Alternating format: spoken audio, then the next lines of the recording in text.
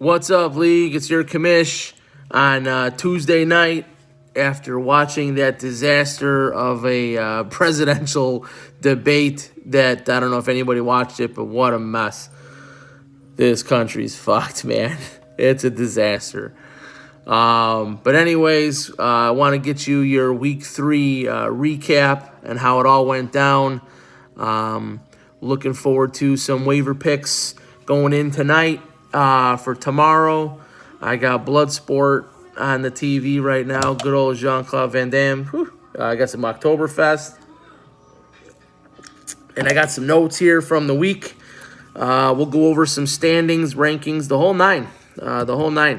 So, hope everyone had a nice weekend watching some football. We're so glad football's back. I'm happy. I think it's great. It's been high scoring. It's been really interesting. It's been a lot of fun so far. Obviously, you're seeing the Bears and what kind of a mess they are at 3-0. Unbelievable. But I'm all about Nick Foles. BDN, baby. That dude's going to take us some places. Maybe. We'll see. But he's better than Mitch. Fucking Mitch sucks. Barbarians, dump him now. Pick up Foles. Do what you got to do. Fix your team, for Christ's sake. I think you're the second lowest scorer in the league. You better fix that. So anyways, week 3 recap. How do we do here? Let's start with the Monday Night Football game. What a game. Kansas City, man, they're the real fucking deal. They are the champs. They're it. Baltimore Ravens, they should have been much better. They played like shit. Lamar Jackson, he didn't look too good. Their 3 running backs, I mean, who are they using? Ingram, Dobbins, Edwards. I mean, we don't even know who the hell they're using over there. And they're wasting away Hollywood Brown. I just don't get it. Guy's super fast. He's super good, and they're not even throwing to him. So the Ravens got a lot of work to do. They got a good defense, but in order to beat the Chiefs, they're going to have a lot of fucking work to do.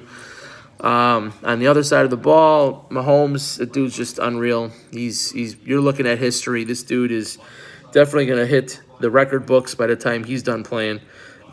What a stack by the Orange Whips, Zemke, drafting Mahomes and Tyreek. Nice job. Because of that stack, you guys beat up on me pretty good. The Gunman had a 152 score going into the Monday night game. I think we were up by about 70, and we lost by 13 points. Because of a 40-point output by Mahomes and a 20-something by Tyreek. So, actually, Mahomes hit 50, I think. I think he hit 50. Unbelievable. So, that Monday night game was crazy. Obviously, the Chiefs are setting the standard for how to win, what to look like as a winner, and if you got a piece of the Kansas City Chiefs in your fantasy team, you're sitting pretty, man. You're sitting pretty. What else we got here? Let's see. Yeah, so in that game was the top 2 scorers of the league for that week, for week 3. The Orange Whips finished with a team of the week, 165.08 score. Pat Mahomes leading the way with 52. Tyler Lockett, 41. And Tyreek Hill, 21.2. So, I mean, it's hard to beat, man. You're talking 90, you're talking 110 points in 3 guys. I mean, you're not losing. You're not losing that game. And obviously, he took out the cream of the crop with 152 like it was nothing. So, good for Orange Whips. He's 3-0. Enjoy it while it lasts. I mean, you're doing well. We'll see what happens. The Gunman scored 152. They got a nice stack going with Kyler Murray and DeAndre Hopkins. They actually had a pretty good scoring week themselves. Kyler Murray with 25, Cooper Kupp with 25, James Conner with 24, almost 25 points. Hopkins had 20-something points. So I'm liking their team as well. 1-2 record, 2 tough losses so far, but they'll be fine. Next matchup, we're looking at the Bushwhackers versus Killer's Tab.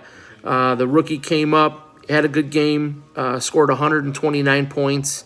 Behind Dak Prescott with 45. Mike Davis, nice pickup, smart man. CMC goes down, he picks up the right guy.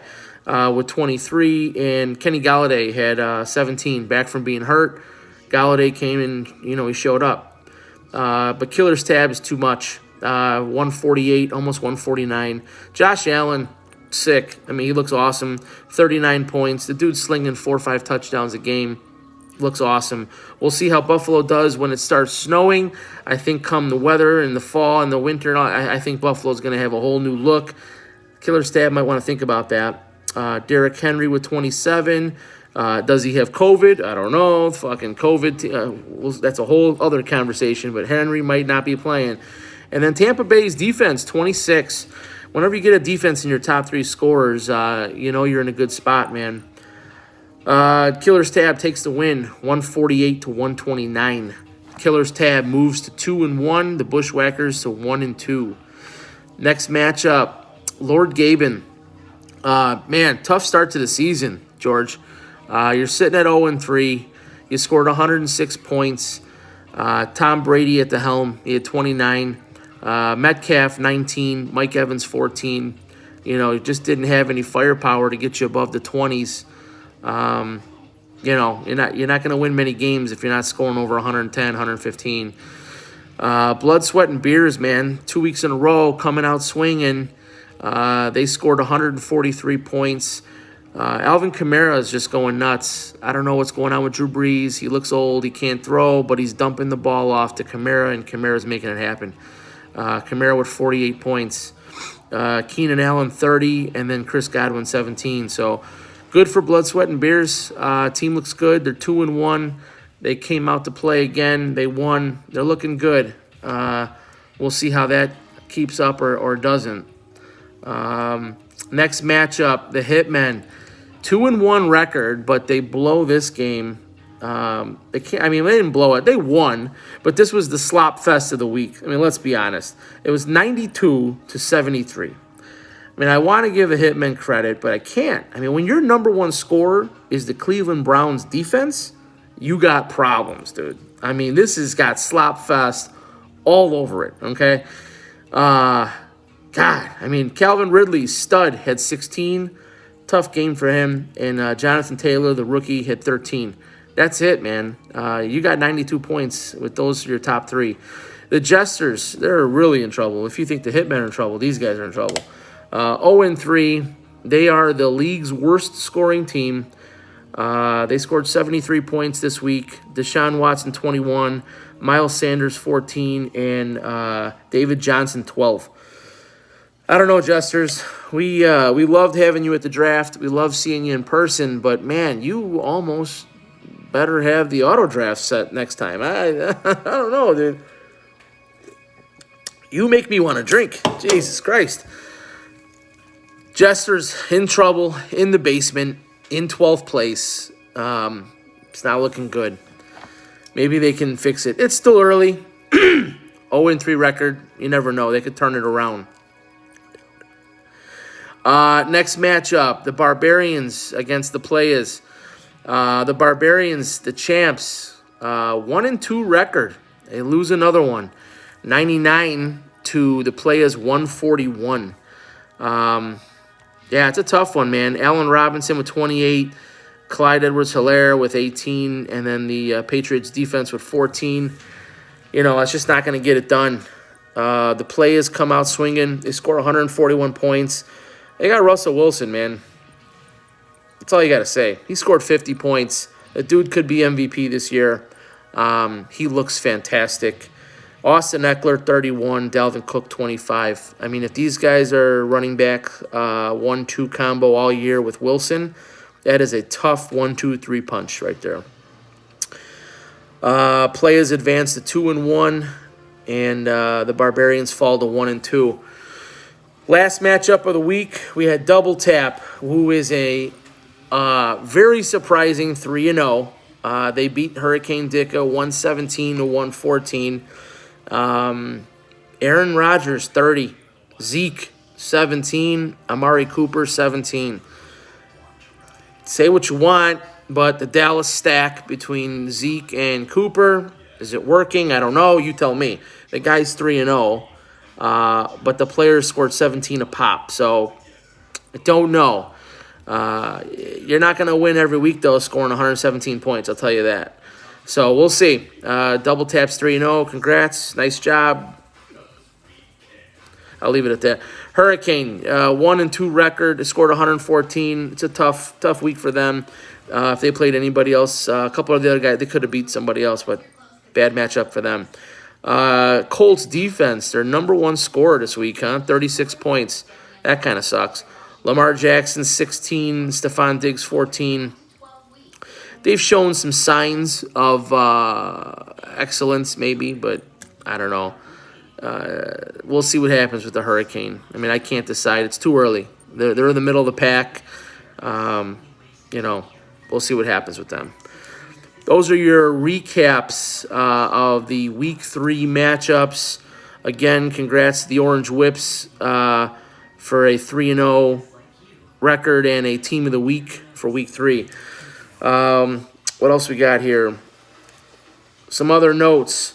Orange Whips, even though they are the #1 team in the league, they're the second highest scoring team, but they're the 6th highest points against. Double Tap is the 8th highest scorer with the lowest points against. So, is it like Double Tap kind of like the Bears? Kinda. The lowest points against is never a bad thing to have on your side, but, at some point you're going to play the Gunman or the Killer's Tab or the Players, and you're going to go down, son. So we'll see. The Bushwhackers and the Gunman, they have the highest points against by far. The Bushwhackers are the 5th highest scorer, and the Gunmen are the 4th highest scorer. So, taking into consideration the points against, those two guys could have better records, and we'll see how the year pans out. But Blood, Sweat, and Beers league-leading points scorer, #1 in points with a total of 434 points. The Orange Whips, #2 scorer at 433. Killer's Tab at 410. The Gunman at 408. Bushwhackers 401. The Players at 384. And then after that, it really don't matter. So, let's see. The power rankings after Week 3. Here's what we got. Orange Whips, #1 at the #1 slot. Double Tap, #2 slot.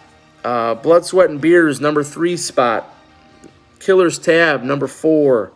The Players at 5. The Hitmen at 6. Yeah, the Hitmen at 6. The Gunmen at 7. Bushwhackers at 8. That rounds out your top 8, the Great 8. And then we got the Hurricane at 9. Barbarians at 10. And Lord Gabeman at 11. And the Jesters in the Basement at 12. That is our power rankings for Week 3. I'll post it on the site. Good luck in the waiver picks for Week 4. Get those picks in. They'll do their thing tonight. And that's it, man. So far, so good. Hopefully you guys are liking the video reviews and the previews and all that shit. And we'll keep doing it as the season goes by. But good luck to everyone in Week 4. Cheers. That's all I got, baby.